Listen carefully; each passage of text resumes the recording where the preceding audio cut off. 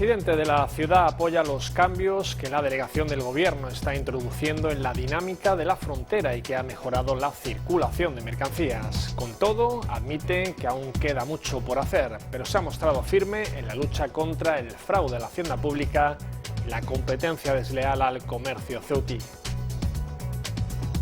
En los últimos 2 años se han levantado del orden de 860 actas de inspección que han puesto de manifiesto un fraude en la valoración de las mercancías de aproximadamente un 65% de media.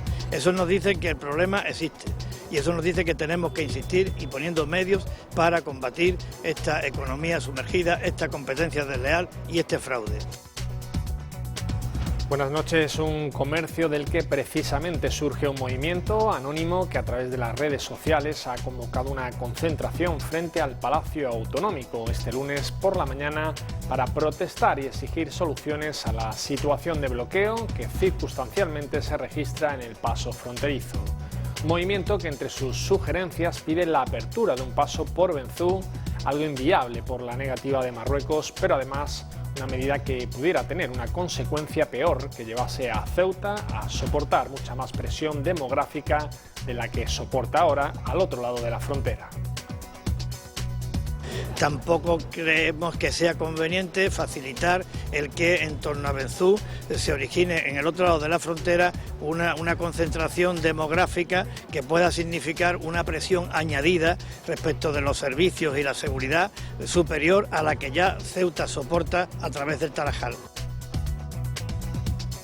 Comisiones Obreras apoya la movilización convocada por el grupo de Facebook Empleados del Comercio Ceutí, damnificados por la frontera, que se llevará a cabo este lunes a las 9:15 horas frente al Ayuntamiento para protestar por la situación de la frontera y el consiguiente deterioro de la imagen de la ciudad, la economía y la calidad de vida de la ciudadanía, exigiendo soluciones al caos fronterizo. La movilización tendrá lugar el mismo día en el que está programada la visita del ministro de Justicia, Rafael Català, para tomar parte en las jornadas jurídicas. Pero el ministro no será la única personalidad destacada del mundo de la judicatura. Esta edición de las jornadas, dirigidas por el presidente de la Sala Sexta de la Audiencia Provincial de Cádiz en Ceuta, Fernando Tesón, también traerán a Ceuta al fiscal general del Estado y distintos magistrados del Tribunal Supremo y del Constitucional. En este último caso será Cándido Pumpido Conde, que ofrecerá una ponencia sobre uno de los últimos delitos más frecuentes en la dinámica judicial de Ceuta. Y la sesión sexta de la audiencia de Cádiz en Ceuta, pues quizás sea el delito que más trata en los juicios, que es el delito de inmigración clandestina. Es que lo va a dar el reciente magistrado del Tribunal Constitucional, Cándido Conde Pumpido. Autoridades civiles y militares han participado esta tarde en el Parque Urbano Juan Carlos I en los actos conmemorativos del Día de las Fuerzas Armadas, con un izado de bandera y una exposición militar a cargo de la Comandancia Militar de Ceuta. Además de esto, pues vamos a tener una exhibición de perros y además vamos a tener la oportunidad de que el disparo del cañón, que tradicionalmente se hace a diario desde la fortaleza del Hacho, lo vamos a hacer desde aquí, desde la propia explanada. O sea que vamos a tener 2 disparos del cañón, tanto mañana como pasado. También a última hora de la tarde el presidente Vivas ha inaugurado la Feria del Libro. Ya ven muchos asuntos que ya les contamos aquí en el Tiempo para la Información de la Televisión Pública. Comenzamos.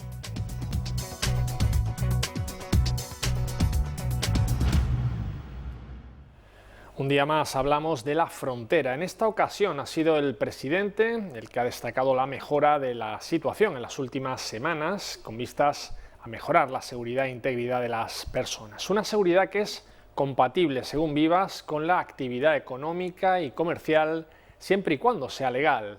De esta forma ha recordado los esfuerzos de ciudad y delegación del Gobierno para luchar contra la economía sumergida.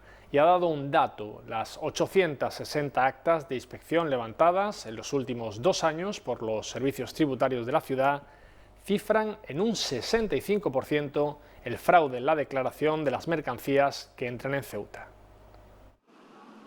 El presidente Vivas ha defendido la labor de la delegación del Gobierno en el cambio que está aconteciendo en la frontera y sus aledaños. Y es que el jefe del Ejecutivo recuerda que lo primero es garantizar la seguridad e integridad de las personas, garantizando el desarrollo económico y el empleo.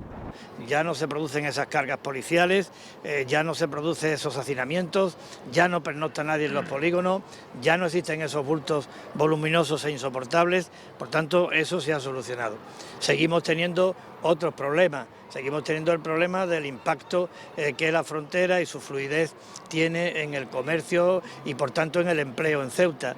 Es un asunto que nos preocupa y que nos ocupa a las dos administraciones y para el que esperamos contar con la colaboración y en permanente diálogo con el sector comercial de la ciudad de Ceuta. Vivas recuerda que los servicios tributarios de la Administración local y central continúan combatiendo la economía sumergida en torno a la frontera. Responde así el presidente a la movilización que el lunes tendrá lugar junto al ayuntamiento de un grupo denominado Empleados del Comercio Ceutí Damnificados por la Frontera, que aprovecharán la presencia del ministro de Justicia para llevar a cabo dicha protesta. En los últimos 2 años se han levantado del orden de 860 actas de inspección, que han puesto de manifiesto un fraude en la valoración de las mercancías de aproximadamente un 65% de media. Eso nos dice que el problema existe y eso nos dice que tenemos que insistir y poniendo medios para combatir esta economía sumergida, esta competencia desleal y este fraude. Hay ahora mismo decretado el cierre, me parece que de 50 naves. Hay otras naves que tienen decretada la suspensión, me parece del orden de 40. Queremos también endurecer las sanciones para aquellas empresas, entre comillas denominadas empresas fantasmas. Por último, Vivas descarta que la apertura de Benzú vaya a contribuir a aliviar la frontera del Tarajal. Es más, recuerda que su apertura no es aceptada tampoco por Marruecos, ni recomendada por las fuerzas y cuerpos de seguridad del Estado. Pero además no se quiere incitar a que ocurra lo mismo que ha sucedido en la región marroquí próxima al Tarajal. Tampoco creemos que sea conveniente facilitar el que en torno a Benzú se origine en el otro lado de la frontera una concentración demográfica que pueda significar una presión añadida respecto de los servicios y la seguridad superior a la que ya Ceuta soporta a través del Tarajal. Comisiones Obreras apoya la movilización convocada por el grupo de Facebook Empleados del Comercio Ceutí Damnificados por la Frontera, que se llevará a cabo este lunes a las 9:15 horas frente al Ayuntamiento para protestar por la situación de la frontera y el consiguiente deterioro de la imagen de la ciudad, la economía y la calidad de vida de la ciudadanía, exigiendo soluciones al caos fronterizo.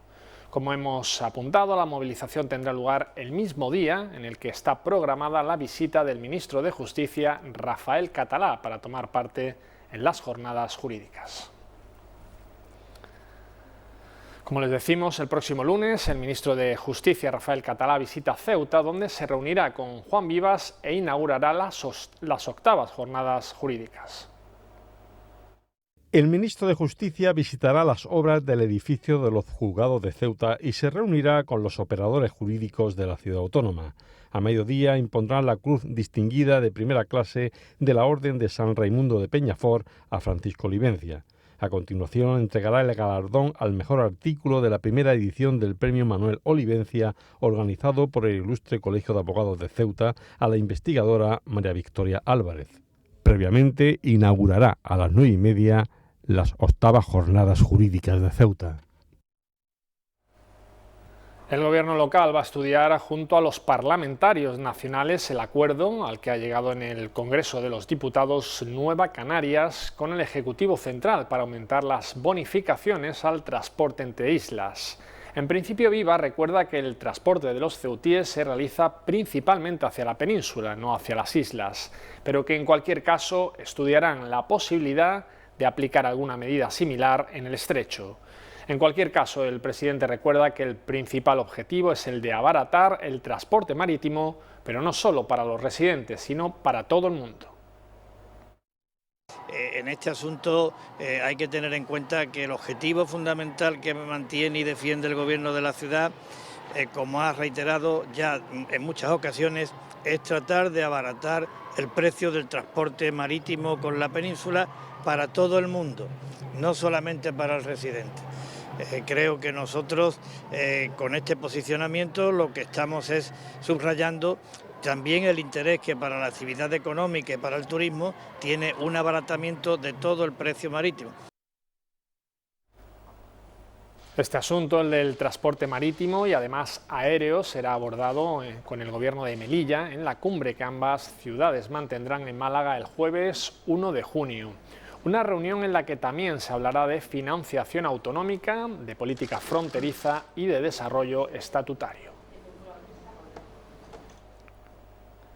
El presidente espera el pronunciamiento de los técnicos para saber si deberá abstenerse o no en la votación del Plan General de Ordenación Urbana, ya que el planeamiento afecta a una parcela de su familia. Vivas ha afirmado que quiere ser totalmente transparente en este tema. El presidente ha pedido asesoramiento para conocer si tendrá que abstenerse o no en la votación del PGOU o de una alegación en concreto, dado que el planeamiento afecta a una parcela en Las Balsas que heredó de sus padres y que comparte con sus hermanas. Yo he sometido a los servicios jurídicos de Fomento y de la ciudad, e incluso que consulten al Ministerio, si yo tengo que abstenerme en la aprobación del plan o no tengo que abstenerme, que es la cosa que a mí más me importa. Me importa desde el punto de vista, por supuesto, legal, y me importa desde el punto de vista del desarrollo que pudiera tener la aprobación definitiva del planeamiento, porque hay que tener en cuenta que esa aprobación definitiva a quien le corresponde es al Ministerio y no a la ciudad. Vivas ha querido dejar claro que ni ha interferido ni va a interferir en una cuestión que él personalmente desconocía cuando comenzó la tramitación del PGOU.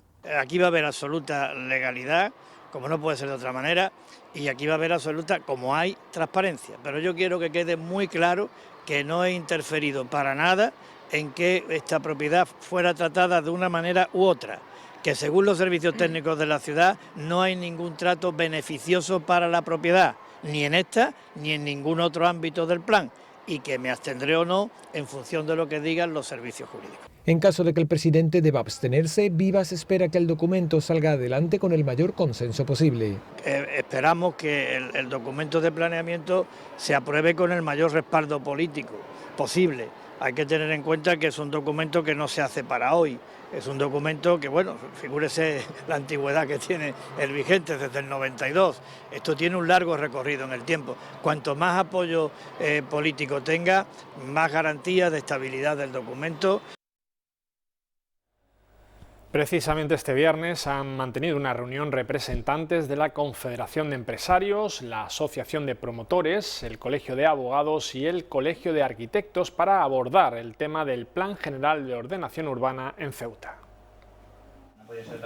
A dicha reunión también han asistido grupos de la oposición. Se ha analizado la cronología de la tramitación del PGOU desde la adjudicación del contrato de revisión y adaptación y a la vista de la secuencia temporal de esta tramitación se han planteado una serie de conclusiones. Estos colectivos destacan que no se puede seguir con un plan de ordenación urbana que tiene 25 años de vigencia y un sinfín de modificaciones puntuales y generales de diversa índole. No pueden admitir que la revisión de un PGOU dure casi 12 años. Consideran nulo el interés mostrado por los gobiernos en esta tramitación, con interminables dilaciones y numerosos cambios de rumbo. Estiman necesario que se conozca el informe sobre los 83 escritos de alegaciones presentados en el último periodo de información pública. Solicitan a la Consejería de Fomento que explique qué han manifestado las distintas administraciones en sus informes sectoriales vinculantes sobre el último documento de revisión y adaptación y en qué medida afectan a sus determinaciones. Y por último piden al Gobierno que negocie con la Administración del Estado si se concluye que no es compatible este plan con el ámbito territorial de la ciudad de Ceuta, planteándoles la singular situación de Ceuta en relación con la diversa legislación sectorial que incide en la ordenación urbanística.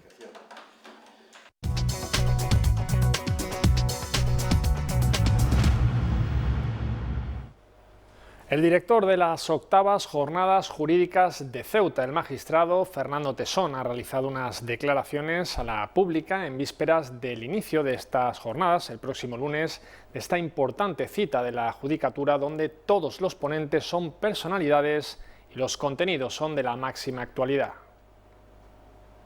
El Salón de Actos del Palacio de la Asamblea acogerá los próximos lunes y martes a toda una pléyade de personalidades, desde el mismísimo ministro de Justicia al fiscal general del Estado, pasando por magistrados del Tribunal Supremo y del Tribunal Constitucional. Estas empezaron en el año 2010 con un convenio que se hizo entre el Consejo General del Poder Judicial y la Ciudad Autónoma de Ceuta. El Consejo General del Poder Judicial tiene un plan de formación nacional y otro territorial. Este es el territorial de Andalucía, Ceuta y Melilla, de manera que vienen 15 magistrados de esa zona y la Ciudad Autónoma pues aporta también con la UNED, con la colaboración de la UNED, pues todos los alumnos de la UNED y que quieran asistir. Como se trata además de unas jornadas multidisciplinares, es decir, que no tratamos un tema concreto, sino que lo que intentamos es traer a las máximas personalidades de mayor relevancia en el mundo jurídico, de cualquier tema. Acerca de la personalidad de cada uno de ellos y de los contenidos de sus conferencias, el director de las jornadas, Fernando Tesón, nos detalla los pormenores de mayor interés. Este año, por ejemplo, tenemos a la vicepresidenta del Tribunal Constitucional, doña Encarnación Roca, que va a hablar de la custodia compartida, que es un tema muy sensible en Ceuta, en los supuestos de crisis matrimoniales. Se va a hablar también de un delito que desgraciadamente se da mucho en esta ciudad y la sección sexta de la audiencia de Cádiz en Ceuta pues quizás sea el delito que más trata en los juicios, que es el delito de inmigración clandestina. Es que lo va a dar el reciente magistrado del Tribunal Constitucional, Cándido Conde y Pumpido.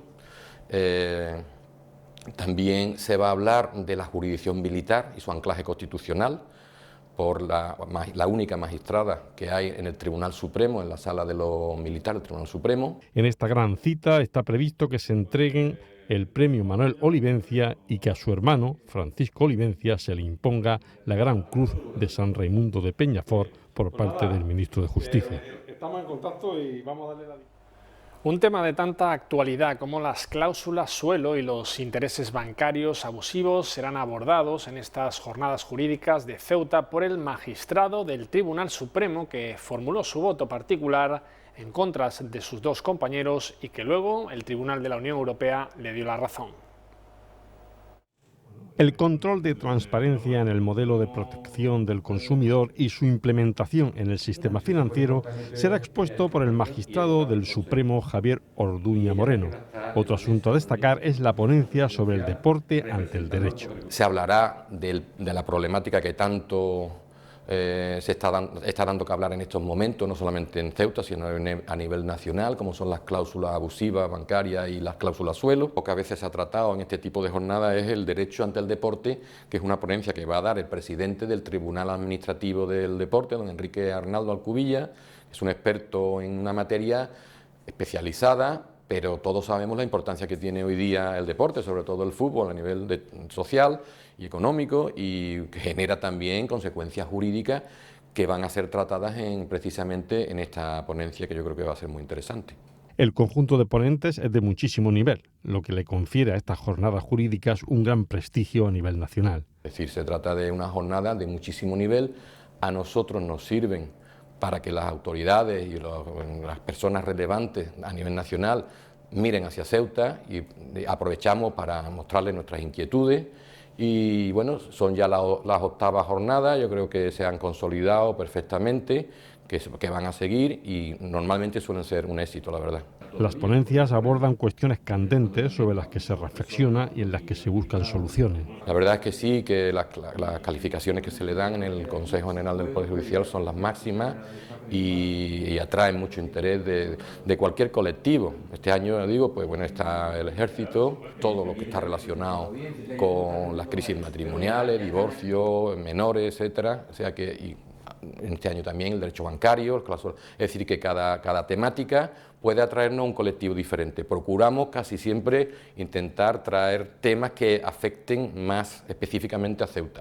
El acto de clausura contará con el fiscal general del Estado. Que va a hablar sobre la instrucción, una cuestión que está ahora mismo en el candelero, sobre si los fiscales se van a encargar de la instrucción de las causas penales. Autoridades civiles y militares han presidido los actos celebrados en el Parque Urbano Juan Carlos I, un izado de bandera y una exposición militar con motivo de la celebración del Día de las Fuerzas Armadas, organizado por la Comandancia General de Ceuta. Autoridades civiles y militares han participado esta tarde en el Parque Urbano Juan Carlos I en los actos conmemorativos del Día de las Fuerzas Armadas, con un izado de bandera y una exposición militar a cargo de la Comandancia General de Ceuta. Escuadra de gastadores de la Compañía del Mar, Banda de Música de Guerra del Tercio, Unidad de Música de la Comandancia General, Segundo Tercio de la Legión y secciones de Regulares 54 y RIN 7 de Ingenieros han dado paso al izado de la gran bandera en el mástil de la explanada de la Marina, ante la atenta mirada de las personas que allí se concentraban. Las autoridades han podido conocer de primera mano la exposición militar en la que estaban representadas las distintas unidades y el armamento que emplean, y que permanecerá expuesta durante el fin de semana. Además de esto, pues vamos a tener una exhibición de perros y además vamos a tener la oportunidad de que el disparo del cañón, que tradicionalmente se hacía a diario desde la fortaleza del Hacho, lo vamos a hacer desde aquí, desde la propia explanada. O sea que vamos a tener 2 disparos del cañón, tanto mañana como pasado. El horario de esta exposición va a ser hoy hasta las 9:30, una vez que se realiza la apertura. Mañana sábado vamos a tener un horario de mañana de 11 de la mañana hasta las 15 horas y después por la tarde desde las 18 hasta las 21:30, también aprovechando las horas de menos calor. Carros de combate, cañones y misiles antiaéreos, radares de larga distancia, robots de reconocimiento y desactivación de explosivos, de los que podrán disfrutar mayores y pequeños.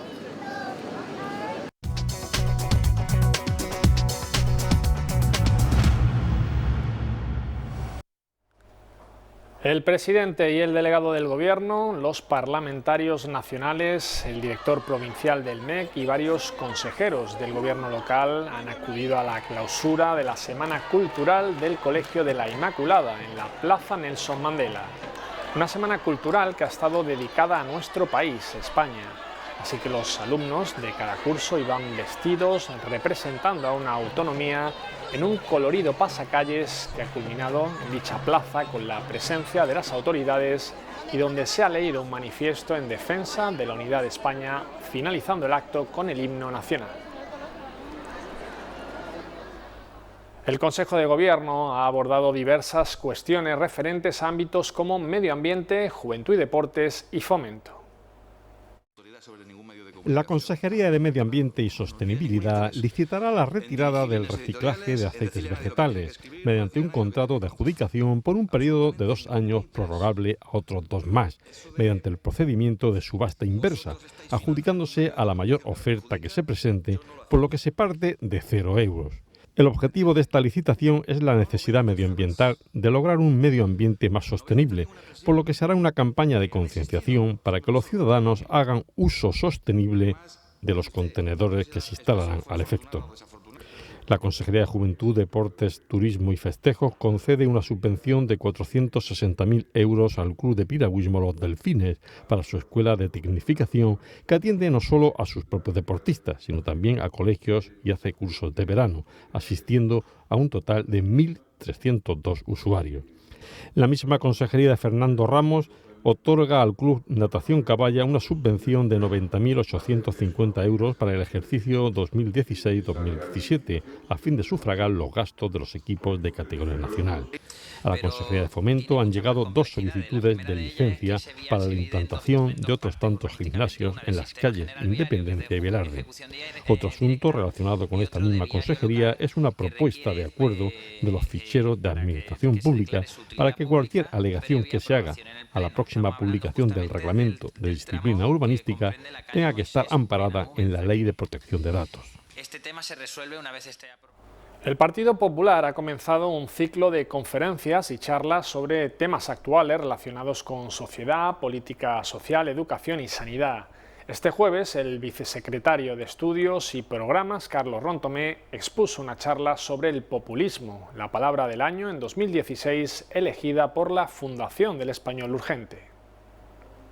También Populismo es el término político de moda, pero ¿qué se sabe de su significado desde el punto de vista político? El primer problema es definirlo, ya que es uno de los términos más indefinidos en las ciencias políticas. Por eso, este jueves, Carlos Rontomé ha iniciado el ciclo de charlas del Partido Popular de Ceuta hablando sobre este tema, tan de actualidad en el panorama político español. Tiene una serie de características que vamos a ir desgranando en la conferencia, principalmente pues la relación entre las élites y la masa o el pueblo, la idea de pueblo, por ejemplo, es una idea novedosa, no supera el posmarxismo, o sea, el marxismo es una idea posmarxista en cuanto a que no existen clases, sino que existe un pueblo idealizado. Al término populismo suele asociarse una carga peyorativa, por eso nadie se define como populista. Y los populismos más conocidos o los más, digamos, más importantes son los populismos latinoamericanos que surgen después de la Segunda Guerra Mundial, por ejemplo Perón, ¿no?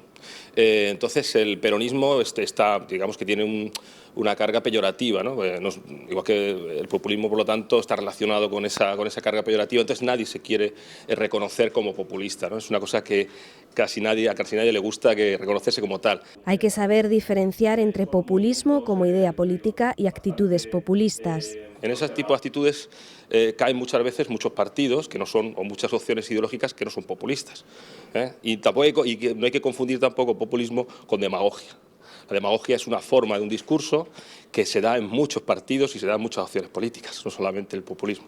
Sobre esta y otras cuestiones versó la charla que Carlos Rontomé ofreció en la sede de los populares en el edificio Ainara. El secretario de Estudios y Programas hizo referencia al panorama político español actual, con Podemos como referente populista que bebe de la fuente del populismo actual, Laclau, un politólogo argentino que refunda la idea del populismo y asegura que no es un enemigo para la sociedad. El sector postal muestra su rechazo ante la posibilidad de que su presupuesto descienda en 60 millones de euros. Un recorte, dicen los sindicatos, que mermará notablemente la plantilla y, por tanto, la calidad del servicio a la ciudadanía. UGT, Comisiones Obreras y CESIF han mostrado su rechazo conjunto al recorte que se atisba en el sector postal, que podría haber reducido su presupuesto a 120 millones de euros, con el consiguiente perjuicio que supondría para el servicio de correos y la ciudadanía. Los sindicatos señalan que los recortes económicos conllevarían reducción en la plantilla y en los horarios, añadiendo que ya desde hace un año se están haciendo contratos de 4 horas diarias. La plantilla del sector postal de Ceuta actualmente asciende a 66 trabajadores. Con los recortes presupuestarios se reduciría un tercio. Si ahora mismo contamos con una plantilla de 66 trabajadores, se verá reducida en un tercio, que verá precarizados sus empleos y sus condiciones de trabajo. Los sindicatos, además, ponemos el acento en que este recorte estrecha los márgenes para alcanzar un acuerdo en el convenio colectivo, bloqueado desde hace 3 años y medio, y para el pacto salarial, que exigen tras más de 6 años de congelación y recorte. Además, el servicio quedaría mermado, teniendo que pasar trabajadores de correos de Jadú al centro, con el riesgo de que la oficina de Jadú cerrara. Que sí se verá a lo mejor en alguna oficina, puede ser que la oficina, al quitar tanto personal, la oficina de Jadú pues vuelva otra vez a la plantilla, a la del centro, y entonces pues sí descartar lo que es la oficina de Jadú. La reducción planteada en el sector postal es de 60 millones de euros y, de confirmarse, quedaría reflejado en los presupuestos generales del Estado de 2018. Si el servicio postal universal obliga a 5 días a la semana, al tener los recortes y menos personas va a ser imposible. Entonces de 3 pues puede pasar a 2 o 3 en vez de 5. Ya dependiendo, ya te digo, del personal que nos quite. Si Fomento no cede, los sindicatos del sector postal se unirán en huelga general. El Instituto de Gestión Sanitaria ha publicado una serie de consejos a seguir en el mes de ayuno de Ramadán para asegurar una práctica saludable durante el mes sagrado.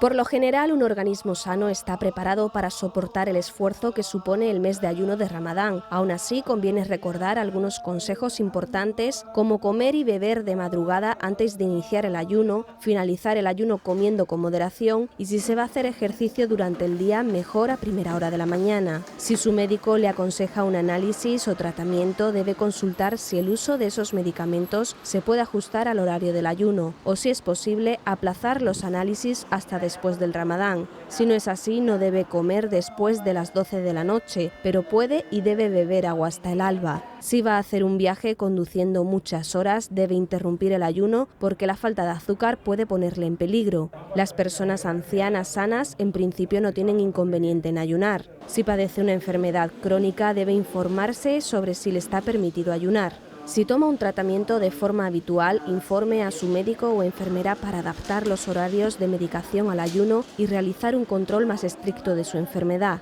En el caso de estar embarazada de pocos meses, no hay inconveniente salvo indicación médica. Si está en la mitad del embarazo o durante la lactancia, no se aconseja ayunar porque puede repercutir en la salud del bebé. Si tiene alguna duda, consulte en su centro de salud.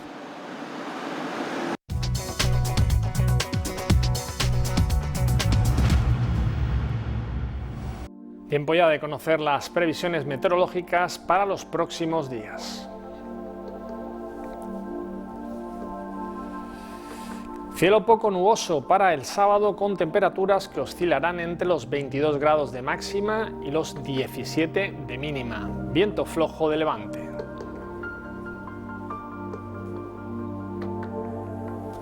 Intervalos nubosos y nubes altas para el domingo, con temperaturas prácticamente sin cambios, 22 grados de máxima, 18 de mínima. Viento flojo variable.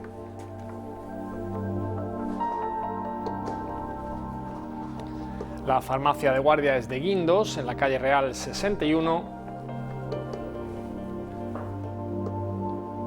Y el número premiado en el sorteo de hoy de la Cruz Roja, el 210.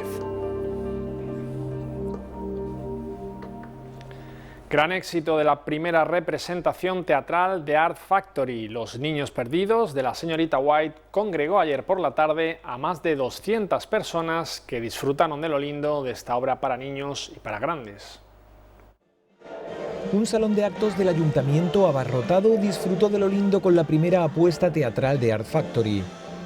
La obra de Jorge López, Los Niños Perdidos de la señorita White, sorprendió por su madurez y por su estética, y sobre todo por la espontaneidad de unos pequeños actores que disfrutaron de lo lindo en su primera actuación teatral. ¿Ah, sí? ¿Y hasta dónde lo pones? ¿Quieres ver cómo hago un nudo con tus orejas y tu nariz? ¿Y tú quieres ver cómo adelantamos la hora de la merienda? ¡Vamos a comer! ¿Tenéis hambre? ¿De dónde os habéis escapado? ¡La señorita White! Niños, un momento. ¡No vayáis! ¡Niños! Una obra en la que los adultos dieron la réplica a los pequeños con muchos momentos divertidos y todo ello aderezado por la música. Ya me cansa escuchar y me niego a creer esos cuentos de ayer. Ya no hay hadas que llamar, lo sé.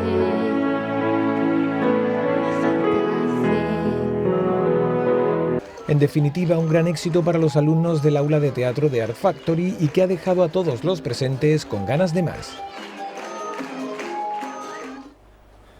El presidente de la ciudad ha inaugurado pasadas las 8:30 de la tarde la Feria del Libro, donde hay 10 casetas, 3 de las librerías Totem, Crispy y Sol y el resto de editoriales y entidades religiosas.